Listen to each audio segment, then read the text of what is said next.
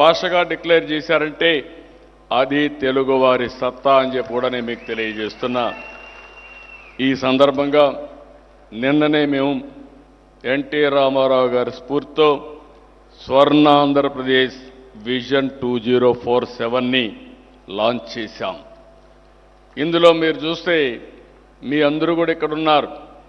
నేను ఎప్పుడూ చెప్తాను, ఎన్టీ రామారావు గారిని ఒక్కసారి తలుచుకొని ఆయన ఫోటో చూసి మీరు సంకల్పం చేస్తే ఏదైనా సాధ్యమనేది నా అభిప్రాయం. ఆయన స్ఫూర్తి మనలో ఉంది, ఆయన ఆశీస్సులు మనలో ఉన్నాయి. కానీ మనం ఆలోచించాల్సింది ఆయన ఆలోచించుకొని ఏదో ఒక 5 నిమిషాలు పొగిడి ఇంటికి పడుకునేది కాదు.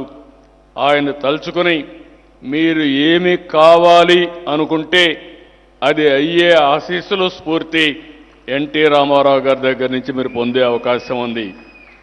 అందుకే నేను నిన్న కూడా ఒక 3 సిద్ధాంతాలతో 10 ప్రిన్సిపల్స్తో ఈ విజన్ డాక్యుమెంట్ తీసుకొచ్చాం.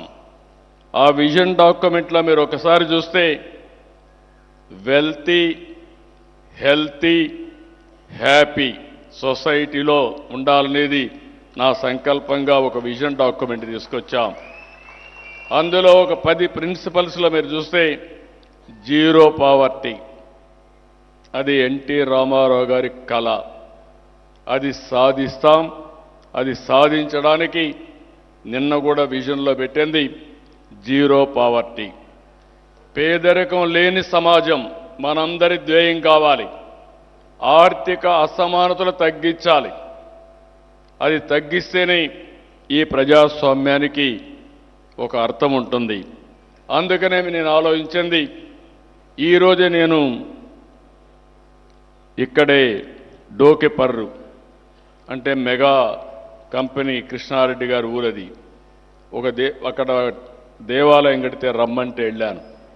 వెళ్ళినప్పుడు నేను ఒకటి అడిగాను, నువ్వేదో డబ్బులు సంపాదించావు, ఒక పని చేయండి, నేను కొత్తగా జీరో పావర్టీ పెట్టాను, ఇక్కడికి వచ్చాను కాబట్టి మీ మండలంలో దగ్గర దగ్గర 14,821 ఇండ్లున్నాయి, దగ్గర దగ్గర 51,573 మంది జనాభా ఉన్నారు.